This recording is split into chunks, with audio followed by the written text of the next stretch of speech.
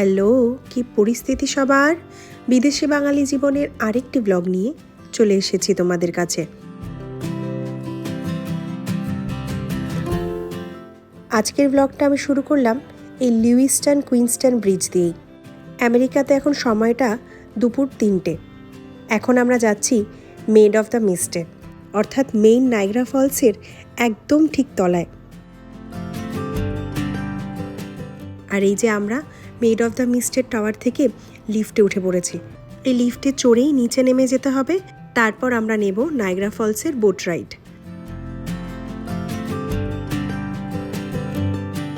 যেমনটা তোমরা আগের দিন দেখলে কেভ অফ দ্য উইন্ডসে আমরা একেবারে জলের তলায় দাঁড়িয়েছিলাম, তবে সেটাতে কোনো বোটে উঠতে হয়নি। তবে এই নায়াগ্রা ফলসটার তলায় যদি আমরা যাই, সেখানে আমাদেরকে বোটে করে যেতে হবে। জলের স্রোতটা আসলে ওখানে এতটাই বেশি থাকে যে বোট ছাড়া ওখানে গিয়ে আমরা এমনি দাঁড়াতে পারবো না।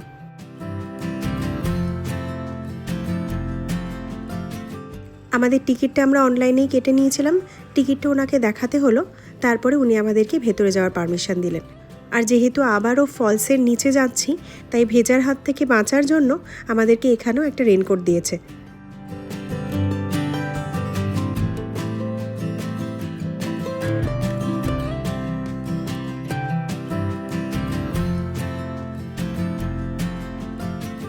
বোটে উঠে পড়লাম, এবার আমরা উপরে চলে যাব। নিচেও দাঁড়ানো যায়, তবে ওপর থেকে ভিউটা আরও অনেক বেশি ভালো লাগবে বলে আমরা ভাবলাম ওপরে চলে যাওয়াটাই বেশি ভালো হবে। এই নায়াগ্রায় এসে যেটা বুঝলাম যে এখানকার মানুষ খুবই হেল্পফুল। এদিক থেকে ওদিক যে কোনো সমস্যায় ডাকলেই একেবারে রেডি তোমাকে সাহায্য করার জন্য।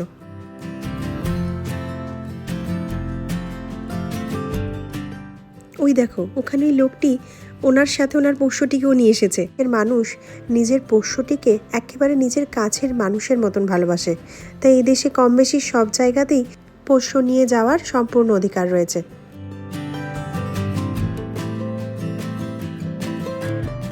এদিকে আমরা বোটে উঠে গিয়েছি, বোটটা এখন ছেড়েও দিল। ব্লগটা শুরুর মুখেই এই ব্রিজটাই দেখিয়েছিলাম। আমরা তখন মেড অফ দ্য মিস্ট টাওয়ারে ছিলাম।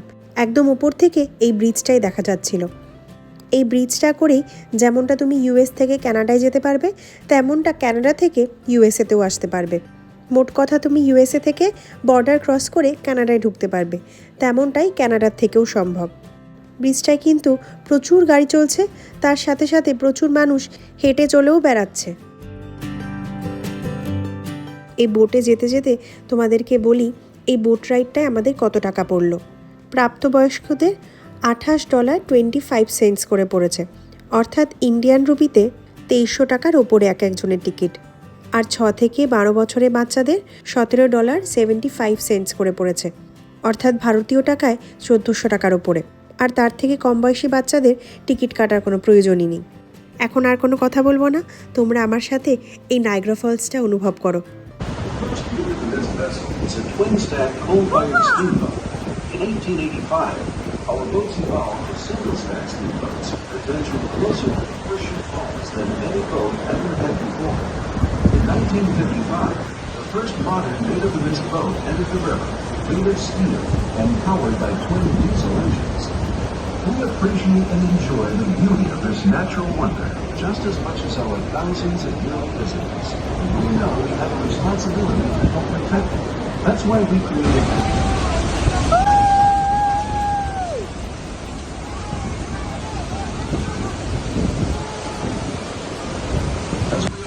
this iconic wonder. We once again remind you that for your own safety, as we approach. আজ আমার কাছে সত্যিই কোনো শব্দ নেই নিজে যা এক্সপিরিয়েন্স করে আসলাম সেটা তোমাদের সাথে শেয়ার করার। শুধু সবশেষে একটাই কথা বলবো, একটা সময় পর গিয়ে তোমার মনে হবে যে এটা আমি কোথায় চলে আসলাম। প্রকৃতির এত শক্তি, এত জলের উচ্ছ্বাস, চারিদিকটা পুরো কুয়াশার মতন ঢেকে যাবে। চারপাশ থেকে প্রতি সেকেন্ডে 6 লাখ গ্যালন জলের তুমি আওয়াজ শুনতে পাবে। কুয়াশা তো দেখেছি, তবে এইভাবে জলের কুয়াশা যে চারপাশটা কিছু দেখাই যাবে না। তবে সত্যি কথা বলতে, যখন ওই বোটটা কুয়াশার মধ্যে ঢুকিয়ে নিয়ে গেল, তখন কিন্তু আমি একটু ভয় পেয়েছিলাম। জলের ঝাপটায় চোখ খোলা যাচ্ছিল না, চারিদিকটা শুধুই ধোঁয়াশা। আস্তে আস্তে যখন বোটে করে নায়গ্রা ফলসের নিচটায় গেলাম, তখন চারিদিকটা আর কিছুই দেখতে পাইনি। চারিদিকটা সাদা, তার সাথে প্রচুর জল এসে সারাটা গা তোমার ভিজিয়ে দিয়ে যাবে। বোটটা খানিকক্ষণের জন্য ওখানে দাঁড়াবে, যাতে প্রকৃতির শক্তিটা তুমি আরও ভালো করে অনুভব করতে পারো। সত্যি কথা বলতে কি, আমি ওখানটা খুব ভয় পেয়েছিলাম। ভাবছিলাম যদি বোটটা উল্টে যায়, জলের যা স্রোত, আমার তো দেহের কোনো অঙ্গও খুঁজে পাওয়া যাবে না। আমার মতো কিন্তু অনেকেরই এটা মনে হয়েছে। এই সেই জায়গা যেখানে আমরা গিয়েছিলাম। তবে এই সামনের ফলসটা যেটা দেখছো, তার থেকে ভয়ঙ্কর হচ্ছে ওই পেছনের ফলসটা, যেটা কানাডা সাইডে পড়েছে। অসম্ভব সুন্দর, তবে আমার মতন ভীতু মানুষদের জন্য তেমনটাই ভয়ঙ্কর। চলে এসেছি আমরা মেড অফ দ্য মিস্টের টাওয়ারটায়। ওপর থেকে গোটা জায়গাটা আর একটু ভালো করে দেখব বলে। সত্যি কথা বলতে কি, এই জায়গাটা ছেড়ে যেতে ইচ্ছে করছে না। ওই দেখো আমাদের প্রতিবেশী দেশ কানাডা। চারপাশটা তোমাদেরকে একটু ভালো করে দেখিয়ে দিই, আর চলো এবার এখান থেকে বেরোই। খিদে পেয়ে গিয়েছে জানো, প্রায় 4টের কাছাকাছি বাজে।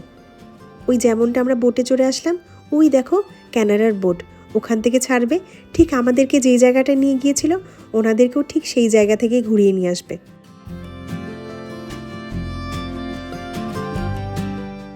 চলে এসেছি দুপুরে খাবার খেতে এই ইন্ডিয়ান রেস্টুরেন্টটায়, জায়কা।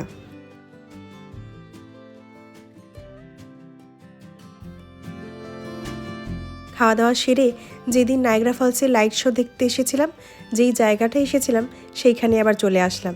দেখো কি সুন্দর লাগছে চারপাশটা। সবাই মিলে খানিকক্ষণ এখানে একটু বসে নায়গ্রা ফলসের সূর্যাস্তটা দেখব। আমি বরঞ্চ এই ভিউটা একটু এনজয় করি, তোমাদের সাথে আমি আবার কাল কথা বলবো।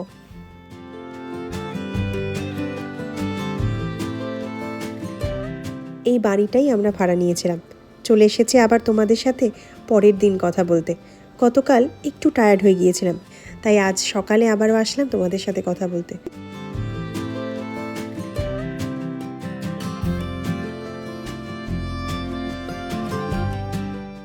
আজ আমাদের এখান থেকে বেরিয়ে যাওয়ার দিন। খানিকটা একটু এদিক ওদিক ঘুরে তারপরে ধীরে ধীরে আমরা বেরিয়ে পড়ব। ঘর থেকে সমস্ত লাগেজ নিয়ে সকালে খাবারটা সেরেই আমরা বেরিয়েছি। এখন এসেছি ওয়ার্লপুল স্টেট পার্কে। গতকাল নায়গ্রা ফলসে যেখানে ছিলাম, সেই ফলসের জলটাই এসে এইভাবে এখানে বৃত্তাকারে ঘুরে আবারও অন্যদিকে বয়ে চলেছে। জলের রংটা দেখো কি সুন্দর।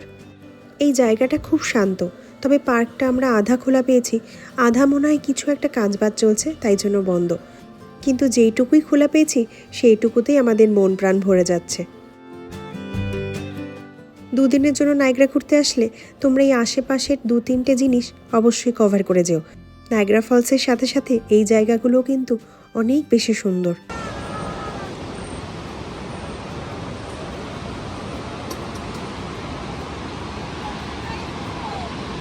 ওই পাশটা হলো কানাডা। সামনে যে জিনিসটা যাচ্ছে সেটা হচ্ছে অ্যারোকার রাইড। এটা কানাডা থেকেই করা হয়। এই পার্কটিতে বিশেষত মানুষ সময় কাটাতেই আসেন। সবাই একসাথে বসে পিকনিক করা, এই এত গাছপালার মাঝে সাথে পাখির আওয়াজ, জলের আওয়াজ, খানিকক্ষণ নিশ্চিন্তে সময় কাটিয়ে মানুষ এখান থেকে যান।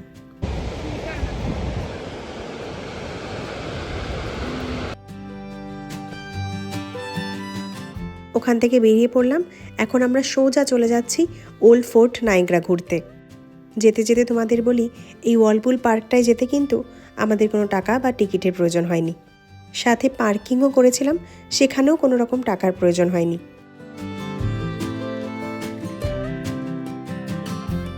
চলে এসেছি ওল্ড ফোর্ট নায়গ্রাতে। এখানে ঢুকতেই আমাদের $20 করে একটা টিকিট কাটতে হয়েছে, যে অডিও ভিজুয়াল স্টোরিটা দেখালো ফোর্ট সম্পর্কে সেটা দেখার জন্য।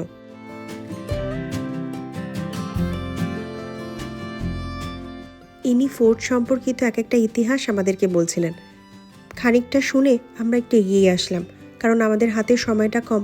এখন অলরেডি দুপুর হয়েই গিয়েছে, এখনও দুপুরে খাওয়া দাওয়া বাকি, তারপরে বাড়ি যেতে 7 ঘন্টা লাগবে।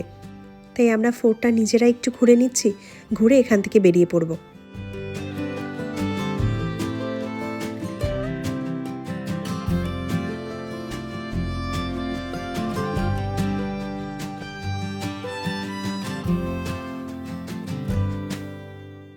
এই ফোর্টটা নিউ ফ্রান্স দ্বারা উত্তর আমেরিকায় তার স্বার্থ রক্ষার জন্য তৈরি করা হয়েছিল। ফরাসি ও ভারতীয় যুদ্ধের সময় এই ফোর্টটি ব্রিটিশরা দখল করে, তবে সবশেষে তাই দেশেরই থাকে। এই সব ইতিহাসের সাক্ষী এই গোটা দুর্গটি।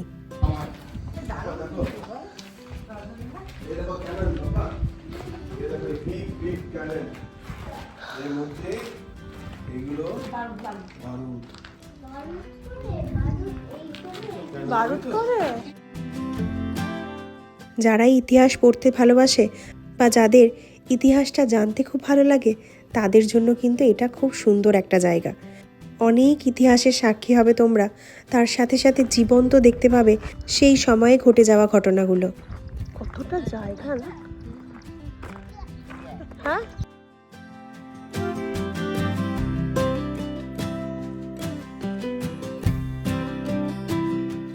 আর এই হলো অন্টারিও লেক।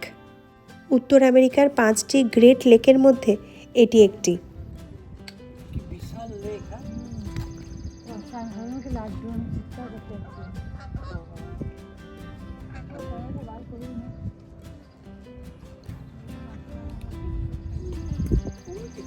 আর ওই দিকটা হলো কানাডা। বাবা কত জল! হ্যাঁ, সেই সময় এই দুর্গর একটা রেপ্লিকা এখানে তৈরি করা হয়।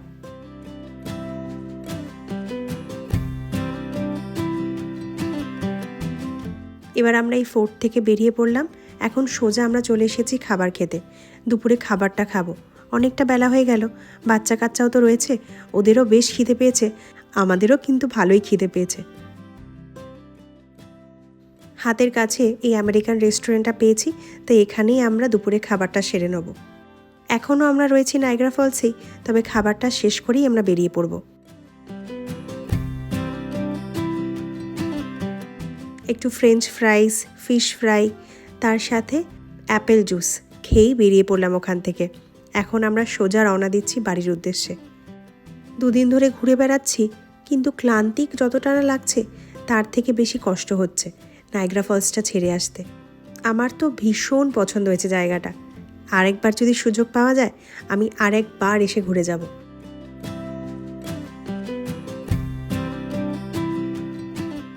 সত্যি কথা বলতে, এই এত বড় ফলসের তলায় দাঁড়িয়ে প্রকৃতির শক্তি অনুভব করার সুযোগ আমার আগে কখনো হয়নি। মধ্যবিত্ত পরিবারে বড় হলে এই এত বড় সুযোগের সদ্ব্যবহার করার সাহসটা সহজে হয়ে ওঠে না। আমারও কখনো হয়ে ওঠেনি। নেহাত এই দেশে এসে পড়েছি, তাই সুযোগের সদ্ব্যবহারটা করে নিলাম। তার সাথে যাদেরই আসার ইচ্ছে রয়েছে তাদের ইচ্ছে অবশ্যই পূরণ হোক, এই কামনাই রইল।